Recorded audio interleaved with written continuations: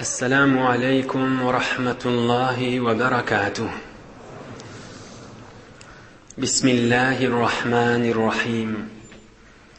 الحمد لله الذي بنعمته وعزته تتم الصالحات وتنزل البركات. الحمد لله الذي هدانا لهذا وما كنا لنهتدي لولا أن هدانا الله، حمدا كثيرا طيبا مباركا فيه. الحمد لله عدد خلقه ورضا نفسه وزنة عرشه ومداد كلماته. اللهم صل وسلم وبارك على حبيبنا وشفيعنا ومولانا قرة عيوننا إمام المتقين أمير الأنبياء سلطان الأولياء سندنا محمد النبي الأمي الأمين، وعلى آله وأصحابه وأزواجه وذريته أجمعين. لا أسألكم عليه أجرا، إن أجري إلا على رب العالمين. اللهم وفقني لبيان ما يحتاج الحاضرون إليه وما يصلح أحوالهم. الله تبارك وتعالى وتقدس هما نذن طاعات عبادت لنذي صالح أمل لنذي خداي تشين وترشق لنذي ومحبت لنذي دعاء خير لنذي لطف كرم بلا قبول دبت هما نذي إيلو نتشرين دوث يارن قوم خيشن إناتان oğul gıydınız. Dünya ve ahir saadet gününmek yüzahaklık verin inşallah. Gözümüzün nuri ve başımızın tacı olan, rahmeten lil alemin olan, seyyid-i server-i serdar-ı alem cihan olan, beyt peygamber Muhammedur Resulullah sallallahu aleyhi ve sellem 54. mübarek yaşında Medine-i Munevvere'ye gelip de onun Medine-i Munevvere'nin adamları ve oğul Mekke'den göçüp baran sahabalar hemmeti üyüşüp de Resulullah canın evundan çıkıp istikbal edip de 54. yaşında olukon hoşluk görüşü oldu. Tamam evundan koşkular okuyup da Resulullah canı istikbal edip Medine-i Munevvere'ye kadir girmeni evvelki cevur taife ol oturan Beni Amr diyenin arasında Quba diyen yerde Resulullah sallallahu aleyhi ve sellem düşenme günü şu takbariye geçen hafta gurrun geçti. Quba diyen yere düşenme, bariye, seşenme, çarşenme, penşenme ve cumğun ertibiyle neçeli. 4 güllep Quba mantıqasına valiya. İmma bir 3-4 daqiqa bir muqaddama. Ey mümin Müslüman doğullar, ey cavan dostlar, ey yaş dostlar, ey Resulullah canın ümmeti. Resulullah canın sahabaları, şagirdleri beyli evinden ovadan qoşqular okuyup istikbal edip keyif edip, lezzet alıp, mehabbet etiyele, biz Resulullah'ın idine düşmek lazım. İdine düşmekte dünya ahir gününmek ba, ve şun kaptanına, kalbanına mehabbet gerek Resulullah cana. Canu dil bilen kavurmak gerek. Resulullah dilenine öz yandan özün keyif etmek gerek. Kavurmak diyenin alameti, bir adam bir zat qovursa şon kan ağlayandır. Bir adam bir zat qovursa, bir kişini qovursa şon hoşluğunu qovuryandır ta başka birinin hoşluğundan. Qovurmağın alamatındandır. Şon gurrunu gelse başka gurrundan şonu qovurur. Qovurmağın alamatındandır şizirek Resulullah'ın gurrunu va dip oturmaktır elbette. Qovurmağın alamatıdır. Öy ilunun içinde ilip kontrol alıp da mahvaran şebekelerini ondan ona geçirip ya o serialı geçirip ya jokbok bu gurrunle bilen güymenip oturmani gelip Resulullah'ın gurrunu ağdalacakmıştık deyip de muhabbet etip gelmek elbette muhabbetin alamatıdır. Gurrunu ovadallamak değil, görmelüğün inşallah Resulullah'ın muhabbetini görürsünüz şöyle. Huday izzetine artarsan. Sahabalar canu dil bilen muhabbetleri varmış. Cıdamayanmışlar. Resulullah geliyor deyip eştellerini geçen hafta geçti da. Şonqy çıkacak dersi bir. Gün kılıp mağrayların, kellelerini kızdırıyansa gözdeşi oturuyanmıştıklar da. Bu ne gelmedi deyip öye gidip, bu ne gelmedi deyip öye gidip, bu ne gelmedi deyip öye gidip 3-4 yıl önce sonra geliyor Resulullah'tan. Biz muhabbeti kalbi gerek. Hulasa Hudayı öwürýän Resulullah muhabbeti vardır. Hudaya muhabbeti yok, Resulullah muhabbeti yoktur. Bu varalarda ayetlerini Allah'ın kelamını okuyacak bolsam onu bu gurrunlardan çıkmalı olacak. Hudaya muhabbeti var, Resulullah muhabbeti vardır. Resulullah muhabbeti yok, Hudaya da muhabbeti yoktur. Açık bilin, son Allah'ın kelamıdır. Emme Resulullah sallallahu aleyhi ve baraka ve sellem Quba diyen mahallede 4 güllap bolya ve assasa hunaka mesciden mescide Quba. O ham şo taada bir mescittik ya. Peygamberlik berileninin evvelin tikilen mescid, Mescid-i Quba. Evvelin tikilen mescid. Mescid-i Quba Medine-i Münevvere'ye girmeken 5-6 kilometre. Resulullah can şu taada evvelki edenişi mescid. Şu 4 günün içinde 3 tane ulukon vakıa bolya. İnşallah tertip 3 vakıani dersleri bilen hizmetine de getirip o ham gurrun idini alıp gider. Qubada 3 ulukon vakıa. Bir näme? Turandan mescid salya. O ham Resulullah sallallahu aleyhi ve sellem kana yanqulul hajara hatta yut'ibuhu. Mübarek kucağı bilen daş çekýänmiş. Mescid-i Quba'nı salacak bolanlar. O ham sahabeler yortup, ya Resulullah ber yadadın diýerlerine, yok, maňa da sowap gerek diýermişdi. Nämen maňa sowap gerek diýem, gerekkämi näme diýermiş. Menne Hudaýyň sowabyna, Hudaýyň radysyny höwetdiýän diýermiş. O ham mübarek öýdi tä goýmaly ýere barýança göteren daşyny barp goýýanmışdy. Mescid-i Quba'ny öýdi de hizmet edip, kärgerliň biri bolup, evvelin salınan mescid peygamberlik berilerinden sonra o da Medinelilerin iftiharı olan yerde Quba mescidi salınıyor.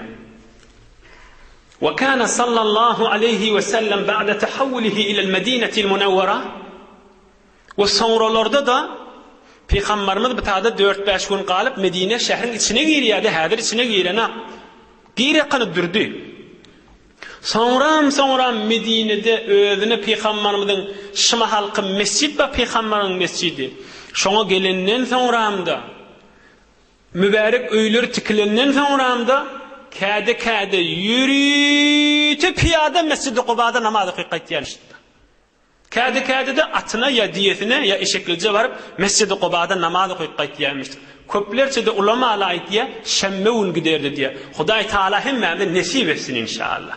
Umra gitýärler, haja gitýärler, kadryny bilmeli, teberrik ýerlen. Wagt yok bu arada. Bazıları sürümde vaktini geçiremeli değildir ha. Ey cavan dost, belli bir vakt inşallah Huda nesip et, umra gitsen, haja gitsen. Resulullah canın öýdi, Medine-i Münevvere'den, şehrin içinden yürüyüp piyada var yemiştik. 5-6 kilometre, bersi fasilesi var.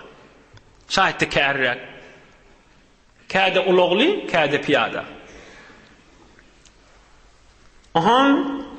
Resulullah sallallahu aleyhi ve sellem aýdypdyr. Bu barada Mescid-i Quba barada qoy taqriban kamil bolsun, bir Resulullah'ın mübarek gurrunu aýdyp dersini alayım. Men tawazza'a ve asbaga'l wudu'a thumma ja'a Mescid-i Quba fasalla fihi kana lehu ecru umratin. Rawahu Ebu Umame. Peygamberimiz aýdypdyr. Her kim hawlukmanjyk yerine ýetirip tehret kılsa, şu Mescid-i Quba'da Peygamberlik berilenden sonra awwalin salınan mescitde 2 rekat namaz okuysa, şol adam bir umre edenin sowabı başladandan çürün dip musulmanlar teşvik etipdir Resulullah'dan. Hulasa Peygamberimiz devlet-i İslami tikilecek bolanna, inni bir devlet-i İslami tikilecek bolupdy Medine-i Munawwara'da. Häzir şu mahalletçili bir devlet-i İslami ýokdy. Emma Resulullah'dan Mekke-i Mukarreme'den inni Medine'ye vardı bir merkez tikilecek, paytaht tikilecek, alem cihana nur yaratmalı, İslam yaratmalı yeri gelenine awwalin eden işine emmolle. Mescid salle. Ine oturuşunuz mescid. Mescid manası näme? Allah Taala'nın azamatynyň beraberine maňray goýulýan yer diýdigi. Mescid diýdigi Hudaýyň azamatynyň beraberine yüzüňi şükülip goýulýan yer, secde edilýän jaý diýdigi. Dikde durilýär Hudaýyň azamatynyň beraberine, ruku edilýär. Emma secdäni Hudaýdan maşşak şey edilmeýär. Allah Taala'dan maşşak şey maňray bilen burnuň goýmaga bir hiç bolman ijazat ýok. Emma Hudaý Taala secde edilýän yer dip mescid. Denanalardan çürüm öz namazlyklary. Qysgaçyk bir aňaty 3-4 dagyga bir tawzihinden aýdyl inşallah dersimizin ýygyny alyp gideýil. Mescide Resulullah'dan İslam devleti tikilmeli olana evvelin salanlardı mescid. Ey jawan dostlar, ey mümin musulman dogullar. Mescidin azamatyny gözden mescide bir adam girene şymahal teberrik oturşyňy diýýär. Haýsy bir adam özüniň awadyrlygyndan mescidde orta oklap bilýär. Haýsy bir adam özüniň malyny orta oklap bilýär mescidin içinde. Haýsy bir adam özüniň ewladyny orta oklap bilýär. Haýsy bir adam özüniň medrekini orta oklap bilýär. Haýsy bir adam özüniň sawadyny orta oklap bilýär. Haýsy bir adam özüniň palanca maly mülkini orta oklap bilýär. Nämen orta oklanýan mescidde hiç zat fakat Hudaý Taala'nın rahmetine umidvar bolup oturulýar. Tamam mescid bolsa şeýledir. Aýa mescidin sefi tutulanna gelişikirrek, gelişiktirek, ewlady ken, ewlady ýok. Uzyrrak, qysgarak, semizrek, horrak, ilmi ba ýok, sawady ba ýok, doktor, gaýra doktor, şeratlaryň manasy barmy? Hiç ýokdur mescidin içinde. Yani İslam dini fakat iman ve amel salihun üstüne tikililligini Resul-i Ekrem gözümüzün nuru Muhammed Mustafa sallallahu aleyhi ve sellem düşündürecek olup awwalin eden işi mescid tikipdir. Ya zenanı öyde namazlığı ya diye avcadıp düşüneylin gördüğüne. Namazlığın üstüne çıkanla Hudaýa men gelişigim palancırıdır deyip namaz okuyup biler mi? Hiç başarmaz. Hudaýa men awadallığım, Hudaýa men eginmaşım,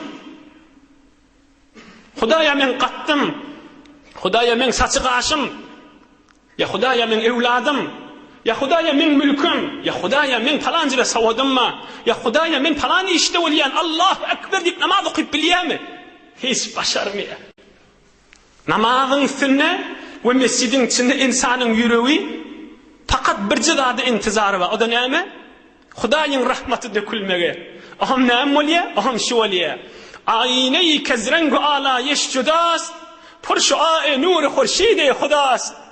Hazreti Mevlana aydiye. Ayne-i kezrengu ala yeşcudas pur şu'a-i nur-i khurşid-i khudas. Aham namazlığın üstüne adam yüreğine hiç özünü degişli zat yadyna düşmeye. Özünün makamatından, kesbinden yadı düşmeye.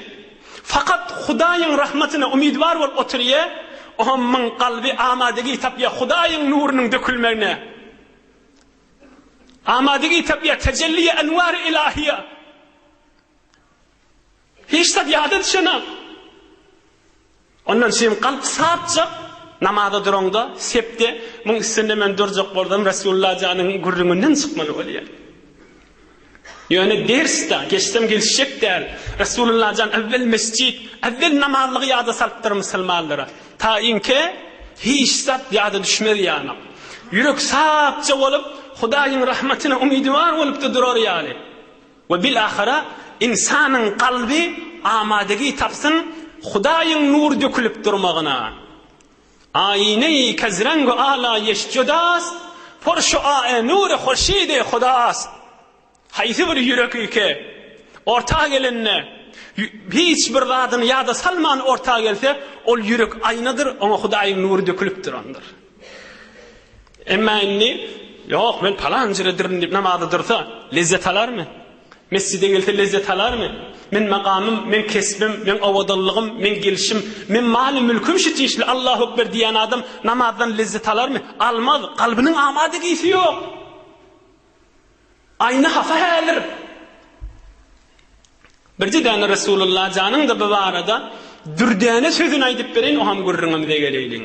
Resulullah can ondan çirim canymyz, malymyz, oğulgyýdymyz, enatamyz fedasy bolsun Resulullah janyň.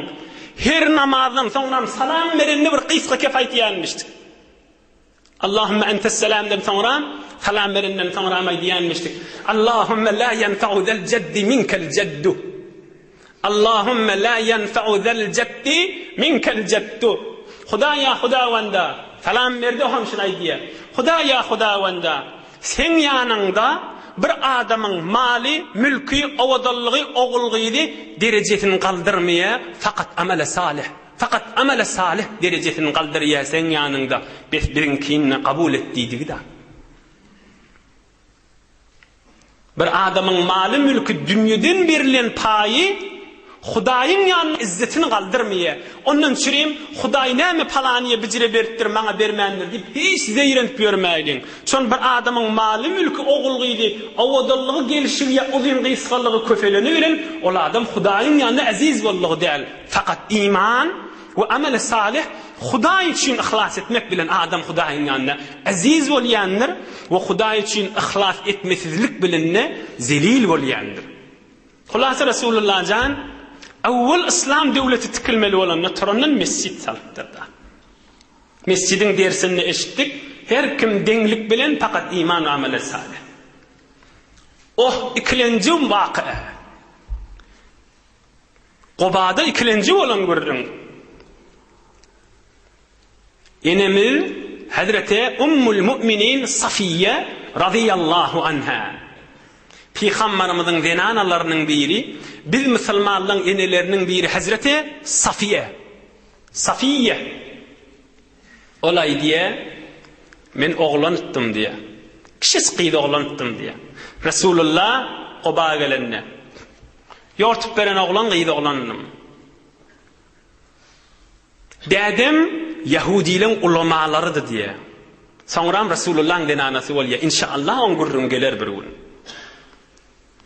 Kulağasın. Dedem Yahud'lan ulaması diye, Türkmen Yahudi cühüt diye.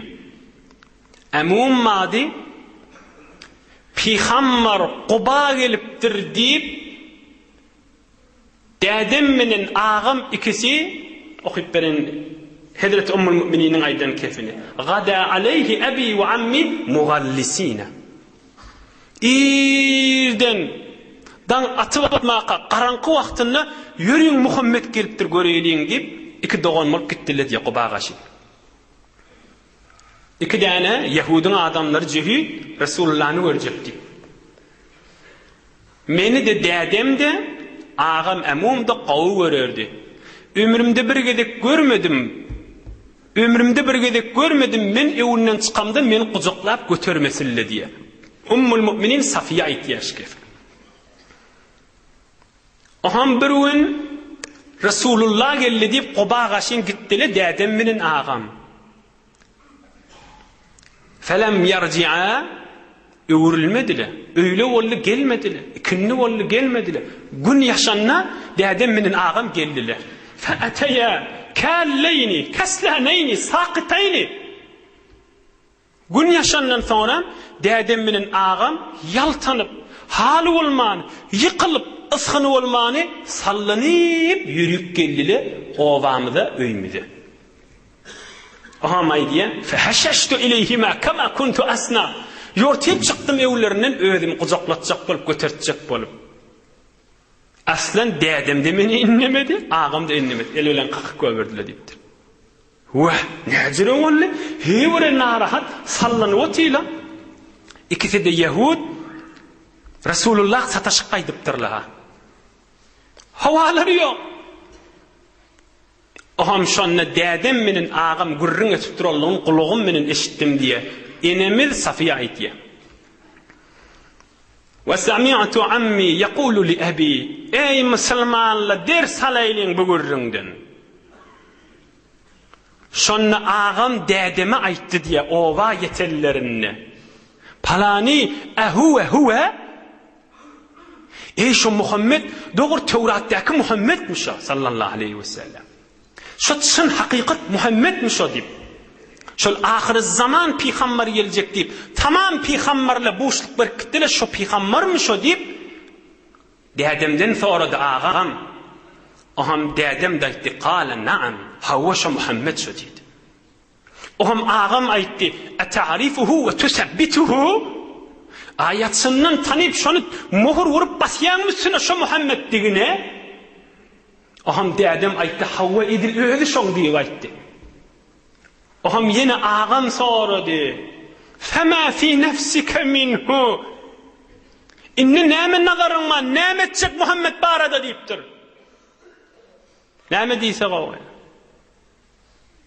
Inni aýaşa Muhammed mi Hawa? Ayatsından şonu tespit etýänmi? Taýid etýänmi Hawa? Yahuddan nabla. Ha inni içinde näme, ýüregiňde näme şoňa barada?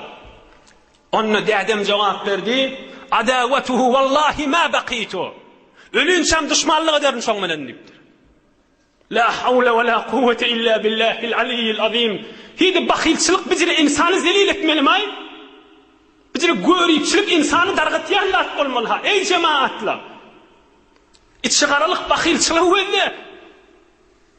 Hasadet welde. Kine kuduret welde. Adawatuhu wallahi ma baqitu.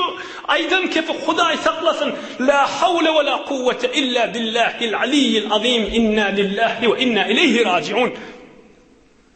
Testayid ediyen, tespit ediyen, muhur vasyan niptir. Yani ölünçem düşman mı gezecek şoň menen niptir. Ýüregime ejade berip bilmeýän şoň menen dost bolmagy dipdir. Bahilçilik etýän niptir. Riyaset elimden giderin qadiýan niptir. Näme ders aljak bolsa qalyber eliňden bilen. Qobada bolan zatçy. Resulullah Qoba düşdi dip ýotip barpdyr öýde daň menen, garankyň içinde. Akşam haly hawasyga çykyp gelipdir. İnniki heftede şuna meňdeş bir pak Allah kökleti bir gurrunma, hasadet, bahilçilik, bir musulman doganyňy görüpçilik edip, içgaralyk edip, ayagyndan asylmaň wererlerini beýik Allah kökleti inşallah inniki hefte hyzmatyňyň dersini ýetişdirer inşallah. Bestislapky Qobada bolan zat näme boldy? Resulullah jan Mescid-i Quba tikdi. İkilinci ulqan waqia Yahud ulemalary gelip taýid edip, gözübilen görüp, kabul edip de yine düşmançylyga ilip gitişler. Emma üçüncü waqia we ahirin bolan waqia Qobada. Ve mekasa Aliyyun al-Murtada radiyallahu anh. Peygamberimiz Mekke-i Mukerreme'den gaýdanna Medine-i Munawwaraga, Mekke-i Mukerreme'de kimi goýdy amanatlary her kim öz eýesine täbil berdi. Hazreti Ali Murtada radıyallahu anh 22-23 yaşında jawan Ali Murtada radıyallahu anh goýdy. Amanatları yerine getirdi. Peygamberimiz düşemme Qoba etdi, seşemme, çarşemme, penşemme. Şu çarşemmesinde ya penşemmesinde Hazreti Ali Murtada radıyallahu anh de Qoba gelip yetişýär. Häzir Peygamberimiz Medine-i Munawwaraga içine ýaxşy girmäke Qobada 3-4 gün galyp duqa Hazreti Ali'den gelip yetişýär. Häzir beýle Resulullah gaýdandan soňra her ýerlekde durup, her kim Muhammedin ýanyna amanaty bolsa gelip täbil alsın. Her kim wediýaty bolsa täbil alsın. Her kim goýulan zady bolsa dagyk adresini näzirdigini aýdyp täbil alsın diýip amanatlary ýerine ýetirip piyada iki ayağı bilen ýürip 455 kilometr Mekke-i Mukerreme bilen Medine-i Munawwara arasy piyada gaýtypdyr. Ýanyna da bir tovar zeýif adamlar dawam etdik musulmanlardan. Aham 3 gün soňra Qobada Resulullah sallallahu aleyhi ve sellem'in ýanyna gelýär. وكان رضي الله عنه يسير الليل ويكمن النهار حتى تفطرت قدماه. Gece yol yürüyüp, gündüz bukunup, gece yol yürüyüp, gündüz bukunup, Medine-i Münevvere'ye yetip, iki mübarek ayaklarda çişiptir Hazreti Ali Murtada. Çiş vardır amma. Aham, وَلَمَّا وَصَلَ قُبَا çişliği çıkacak o anını. Hey cevan dost, 23 yaşında Hazreti Ali. وَلَمَّا وَصَلَ قُبَا اعتنقه النبي المصطفى صلى الله عليه وسلم وبكى رحمة لما قدميه من الورم. Aham anırdan yaka Resulullah görüptür. Ayaklarının ödədi çiş Resulullah can gelsene deyip kucaklap gözünden yaş akıptır Resulullah. Oğlu yalı öyünü saklaptır onu. Öyle yerini düşüğünde koyup kaydan. Huday bildirse bildirip verenler. Telefon mami, mobil mami, kimden haber var? Şol düşüğünde koyup kaydan Hazreti Ali'ni. İ'tenakahu'n nebiyyül Mustafa. Gelsene deyip kucaklap ağlaptır Resulullah can. Gelin mi deyiptir. Aham mübarek iki elini tükürük çalıp Resulullah can Hazreti Ali'nin ayağının eteğine çekiptir elini, mübarek elini. Ağırsa ayrılsın, derdi ayrılsın, şişe ayrılsın deyip. Aham Hazreti Ali Murtada radıyallahu anh felem yeşkuhuma ba'du. Ondan melek ayağım ağrıya deymendir. Resulullah canın mübarek eli ve mübarek tükürüğü demek bilen. Ey durşuna ders değilmiş, ey cevan dostlar, ey yaştaş dostlar. Ey min haysının üstüne oturuvermeli kibir. Bir ne kadar bereket görürünler. Bir ne kadar sütün görürünler. Bir ne kadar insanın canına can hoşyan görürünler. Bir ne kadar hakikat görürünler. Şu mahal ey cevan dost, insafın menen hükmet 100 yıl minden odal, 200 yıl minden odal. Mesela cengi cahanim görürünler ne dilse, adam fikreti, kadim bolan zat diyen, bir 100 yıl minden odal olan zatça. İmme Hazreti Ali Murtada radıyallahu anh yankı vurrun aytiyanda yancıda bolan yanık tədece vurrun şey ne hayırlı şeyle ol ya 1400 yıl üstünden geçti ki yoksa onu da tədece vurrun şey Resulullah kucaklap ağlap ayağına mübarek elini çekip durşuyen yancıda bolan yanık akşam namazdan sonra hakikat gurrun bolansan, bereket gurrun bolansan, iman gurrun bolansan, Hudaýyň hoşluk gurrun bolansan, Allah Taala bereket berýär bu gurrunlara. Tazegi berýär, täzelik berýär. Hasan gurrun etsen, bereket joşup duran etipdir. Hudaý diýämini, adamyň elinden ýöne owdallah baýdanyň menen bolýan zat däl, muny gowjy bilýärsiňiz diýär. Şimdi hal başka bir adamın gurrunu olsa, Hudaýdan daşa adamın gurrunu olsa, hey aňyrsyndan bärinden owdallah baýdanyň menen şu bereketiň 1000den birini taparmy? 1000den biri näme? Milyondan bir taparmy? Hiç tapmadyk. Durşuna bereket ki. Biz jawanlara ders gibi durşuna. Kysgaçyk dersen aýdyn. İnşallah izinden ýene Resulullah janyň gurrunyny alyp gideýin. Bir 5-6 daqiqa duraylyň üstünde. O benne 450 kilometr piyada gelmeli. Ayak çişipdir, Resulullah kucaklapdyr, owuldyr, tamam. Nädire geçşek bu gurrundan? Bir insaf bolmaýar. Ýöne bilip geçmeden süreyim, sebit bolmandyr ki bu zatla. Ders almadan süreyim, sebit bolupdyr. Yüreğimizde yanmadan süreyim, zindagimizde rubara etmeden süreyim. Biz jawanlarda imanymyzda gaýyn durarlar ýa-ni sebit bolupdyr da. Senetli bol galypdyr. Awwalky dersi. Bismillah. Ey jawan dostlar. Qiyinçylyk, yani musibet. Kulak asın, Hudaý üçin bir hakikat dersi. Her musibet, her qiyinçylyk adamın Hudaý ýadyna bolsa, şu musibetin kaptanından Hudaý Taala rahmat da iýerýändir. Şunu hemişelik bellek goýagan. Mesela bir adam her kim öz fikret ýa-da, men dädim aýrylsa, ýok men ölerin jydap bilmerin diýe. Ya erhele şeýle, ya oguljugyň fikret ýa, şu oguljugyň balam dünýeden geçdi, men jydamaryň ölerin diýe. Emme şoda dünýeden geçse ölen akdym. Hiç satdy bolana bir narahat bolýar ha. Näme üçin? Şol Allah Taala musibet iýerinde adamın Hudaý ýadyna düşse gatdandan rahmat, yeňillik, sakinet, bereket diýberýändir. Bula bir kanuny kulli. Emma bu wurrunde 400 kilometr piyada gaýtmaly. Näme maşyň içinde? İçinde Allah arkam bolsun diýip gaýtmak bar. Sadara gaýdyň içinde näme? Bismillahirrahmanirrahim ma içinde. Bismillah diýip oguraya taşyndan görüňdi. Bolmajaklar 400 kilometr. Şundan bark maşada piyada gitmeli. Bolmajaklar hatta taşyndan görüňdi. Bu da durmany gitmeli. Gijeli ýol ýürümeli. Dağ, jengel bir hyýwanlaryň arasynda bolmajaklar. Emma arkam Allah diýmek ştaýy gerek. Kur'an-ı Kerim başlamadan çüreyim. Hatta şicirek bir din bernamasına gelmeden çüreyim. Kan jowan dostlar kork ýa-da. Nämeden korkmaly? Taşyndan görüňde bolmajak ýanyk, arkaňa ýük geljek ýanyk. Bismillah diýip ogura. Dogurdur, qiyindir, heýwere qiyin. Emma arkan Allah bolsa hiç qiyinçylygy bolmaz. Üstünde Hudaýyň rahmaty dökülse, Hudaýyň bereketi dökülse, Hudaýyň yeňiltmesi dökülse hiç qiyin bolmaz. Näme üçin? Meger her zat etjek bolamyzda musulman adam Bismillahirrahmanirrahim. Hatta Allah'ın kelamını okuyacak bolamyzda da Hudaý şonu aýtmaly etipdir.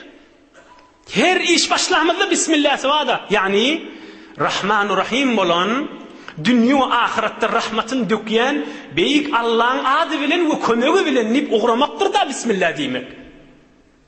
Bila awwalky ders almaly zatymyz. Yok diýäni öýrenip kenara soňup gorkmaýlyň. Allah arkam bolsun diýip Bismillah tevekkül başla. İkilenji ders almaly zat. Gatyr ulkan ders. Ey jowan dostlar. Qysara gaýdyň.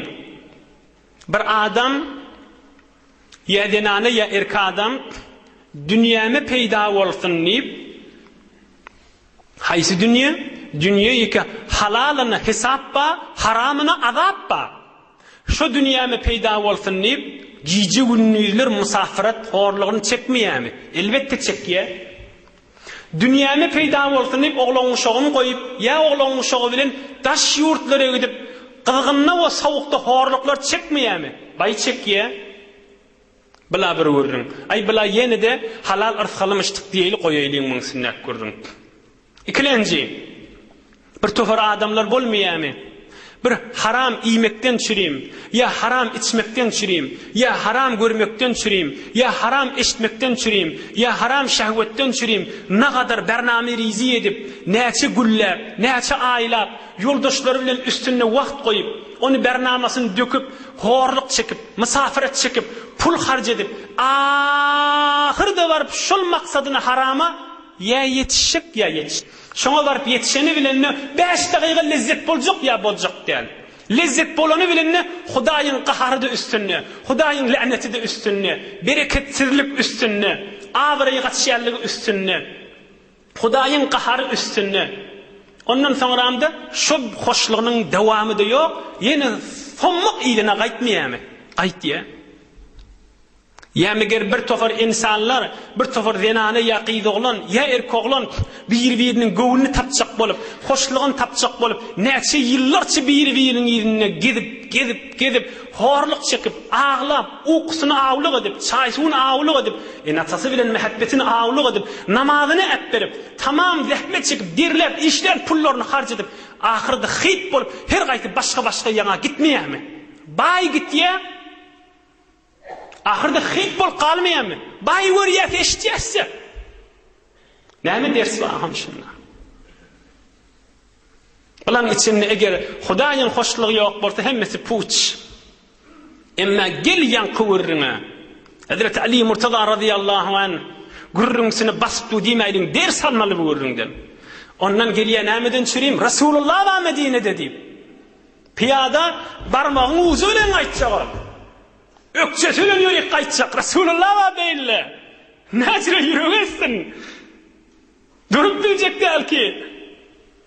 Piyada kayıttı. Barmağı bile kaçacak. Ökçesiyle kaçacak. Dünyanın haramından çürüyüm adamla horluk çekip de. Yan geçti de vurrunu.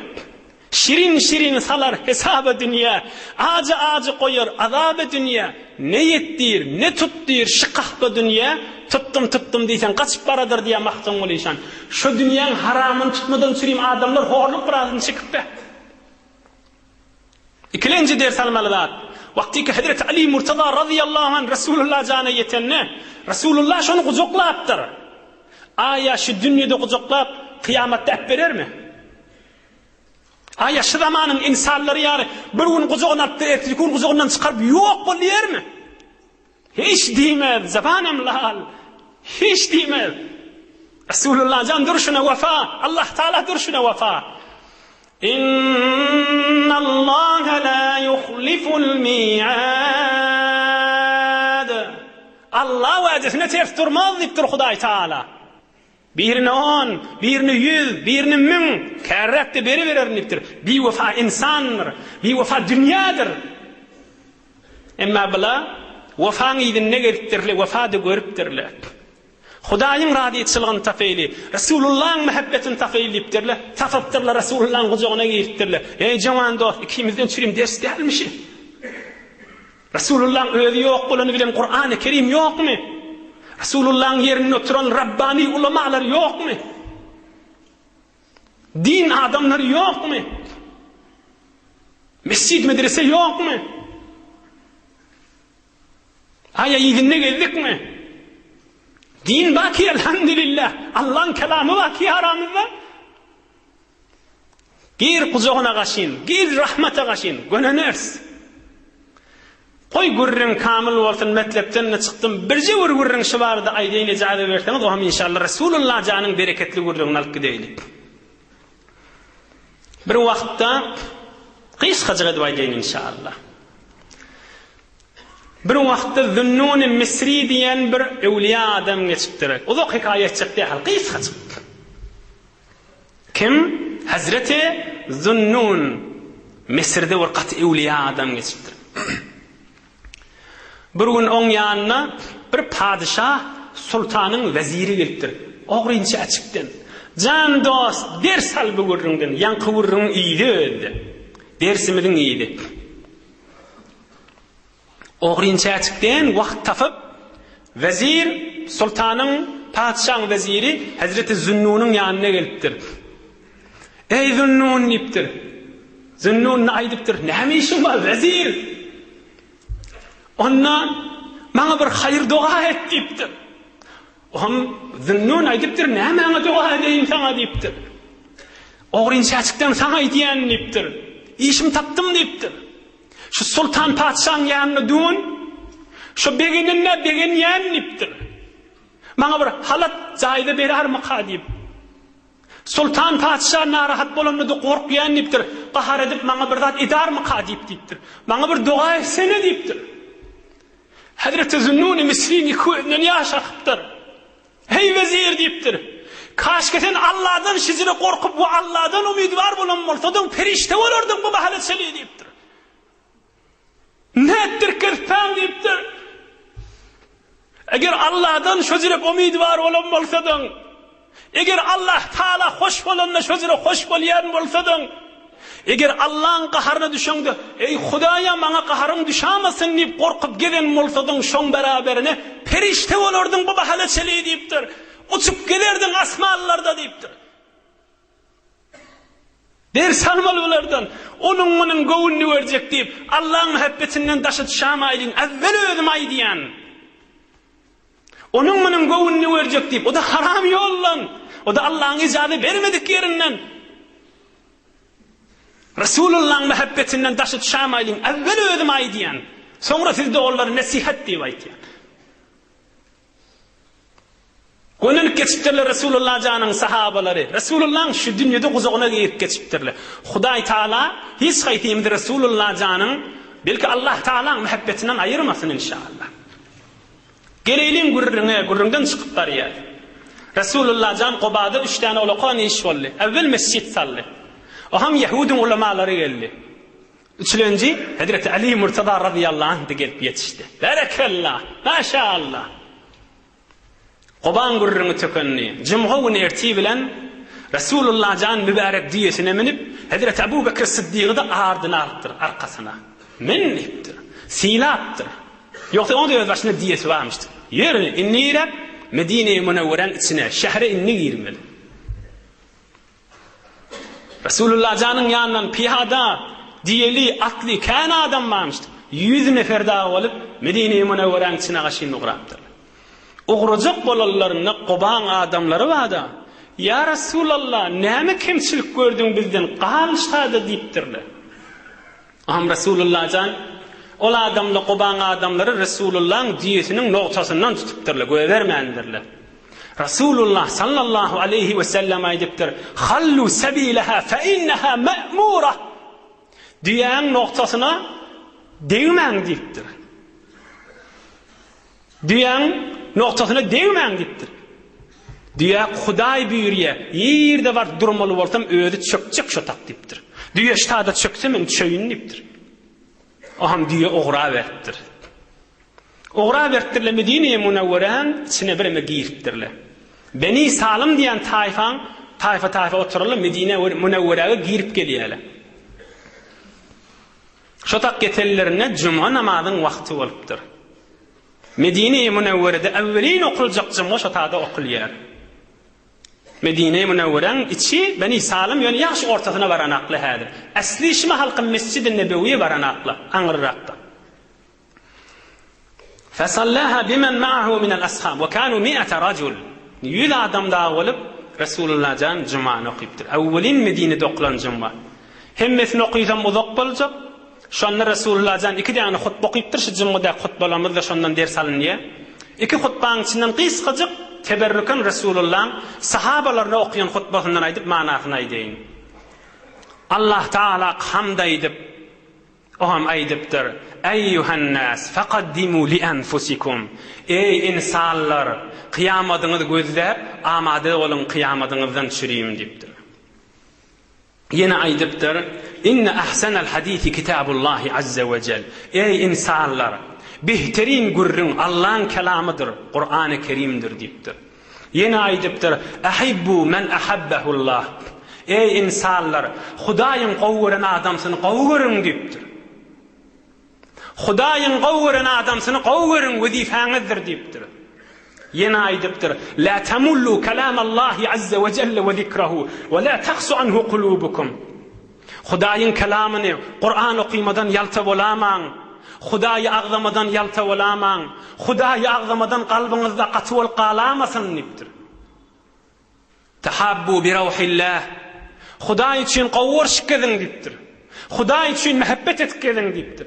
Hudayın rahmetine umidvar olup mehabbet etkedin deyiptir. Medine-i Münevvere'ye devlet-i İslami tiklenine evvelin Resulullah canın tafsirgılarda aşık. Huday için qovvurşun ve ahirine daydıptır. Vesselamu aleykum ve rahmetullahi ve berekatuh deyiptir namazda aşıktır. Allah'ın selamı olsun size. Allah'ın rahmeti olsun size. Allah'ın bereketi olsun deyip düşüktür. Vesselamu aleykum ve rahmetullahi ve berekatuh deyip düşüktür. 2 hutba okuyuptur. Cuma'nı okuyup yine de diyesine minip Ebu Bekir Sıddık'ı idine alıp Medine-i Münevvere'ye kaşın uğrattırlar.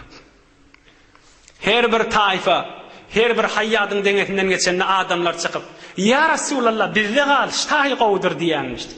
Resulullah diyenmiştik. Hallu sebileha fe inneha me'mura. Önkü cevap. Diyek değmen. Hudayın buyuran yeri var. Şuna varacaktır bir deyiptir. Oham bilangı dengetinden geçip halis şehre giriptir. Hoşluk gün moluptur. Ayet gün moluptur. Halis şehrin içi. Öylün üstü adamdan ne olur? Heleyden gıyızdan ne olur? Her gaysi begenişip Ca Muhammed, Ca Resulallah, Resulullah, Ya Resulallah, Ya Muhammed. Yani yerlerden kıygırış veriyeli olmalı. Aham diye oydan oya, çökökten çököge, köçeden köçe, köçeden köçe bariyam olmalı. Ondan çıkıp Ya Resulallah bizde kal. Men elimde de Allah Teala diyaga birdi. Diye yerde dursa men zayim şatada olacak. Degmen diyenmiştik Resulullah can. Ahir hayatlardan, köçelerden geçip inniyrak gitti. Qarr dayılarının tayfasına, hayatlarının denetine yetti. Resulullah can geçen hafta geçti de qarr ecesi Medine'de. Benim Neccar diyen tayfadan. Şolan arasına yetipdir, o ham ola öwünden çykypdyr. Ya Rasulullah, biz sen garry daý toporun bilet şaga diýipdirdi. Bulara da Rasulullah jan aýdypdyr, "Ýok, Hudaýyň aýdan ýeri bar diýen öz bir ýerde durar" diýipdir. O ham diýe barıp bir ýerde we barakat we lam yanzil hatta nahada we sarat qalilan thumma iltafatat we raja'at fa barakat fi mawdi'iha al-awwal. İnşallah aňyrty fikirlerden tamam edin, bitir bir kudret gurrun, şunu töködeýil o ham inşallah. Ahir diye Rasulullah janyň daý toforlarynyň hayatlarynyň döwregine bir ýerde baryp çöküpdir. Emma çöküp diye boynuny ýerde goýmandyr. Döwregini ýaltaklap diye ýene turapdyr ýokary. Rasulullah janyny düşmandyr diýedin. Diye döwregini wedip aňyrrak bärrak aýlanyp ýene dogurja öňkü ýerine barıp çöküpdir. Şuma halk Rasulullah janyň mescidiniň jaýy. Aýlanyp ýene öňkü ýerine barıp düşüp diye boynuny ýere oklap aham Rasulullah jan düşüpdir. Fenezele Rasulullah sallallahu aleyhi ve baraka ve sellem ve kal hâzâ el menzil inşaallahu azze ve celle. İnni bolly men öýümde ştaý, mescidde ştaý düşdümünni diýipdirdi. 3-4 tane örgen wagt başladı.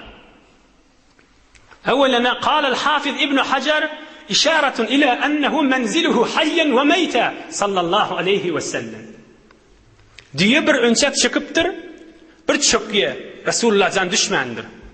Jahili çökmandyr. Aňryk bärik gidip ýene gelip öňkü ýerine çöküpdir. Ulamalar diye şundan çürüm işareti, şundan çürüm alamatdy. Resulullah jan şu taada düşüp o şu taada da ayrılacak, mübarek makbarası şu taada boljagynyň alamaty şu diýdi. Diýen alamatyndan, diýen hareketinden şu taada çöküpdi, ýene gidipdi, ýene şu taada çöküşinden Rasulullah ayrılanady, mübarek makbarası da şu taada boljagynyň alamaty şu diýdi. Rasulullah şu taada ayrılýar, mescidiniň gapdalyny Hazrat Aýşaň otagyny da jaýlanýar da şu mahal mübarek mezarda şu taada da sallallahu aleyhi ve sellem. Bula diýe çöküp turup ýene de çöküşiniň dersi boldy. Senetli hakikat gurrunlaşla. Şu oturuşumuz yani. Belki bundan da hakikatırrak. İkinciğinde şu düşen yer var diyen duran yeri.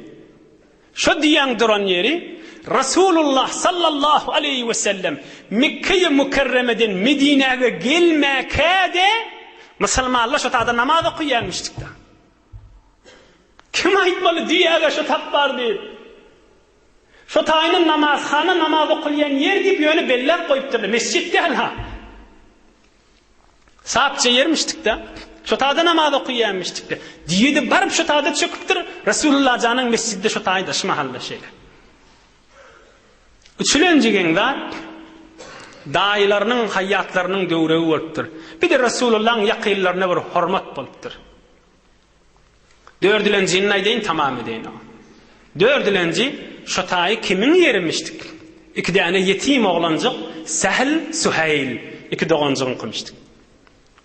Sahl, Suhayl iki oglanjygyň kymyşdyk. Feda'ahuma Rasulullah sallallahu aleyhi ve sellem. Ama iki oglanjyk Rasulullah jan çağırıpdyr. Sahl ve Suhayl. Bu taýy sizin kim diýipdir? Hawa ya Rasulullah. Bu taýda hurma gort diýipdirler. Onna men 10 misal gyzyl berdim, şu ýeri bana satjakmy diýipdir. Aham olar aýdypdyrlar, "Bel nahabuhu laka ya Rasulullah." Bir ýeri sana bir sowgat berjek diýipdirler ki ýa oglanjyklar.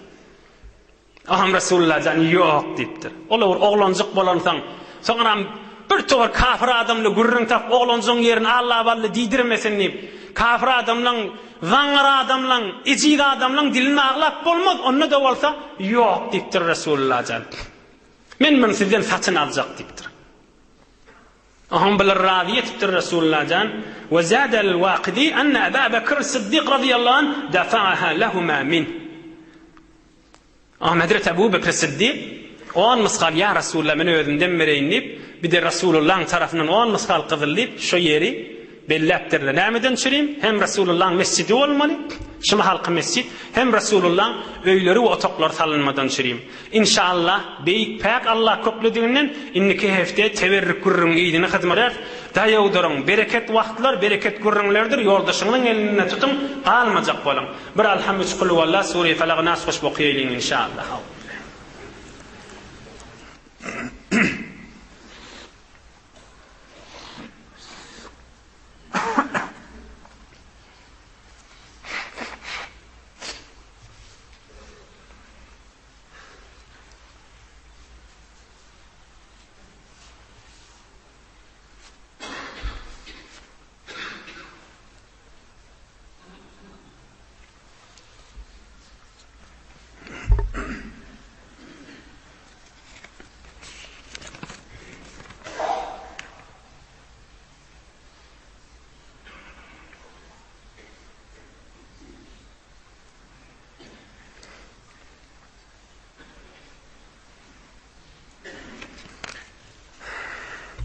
سبحان ربك رب العزة عما يصفون وسلام على المرسلين والحمد لله رب العالمين. بيرا إلهي آمين.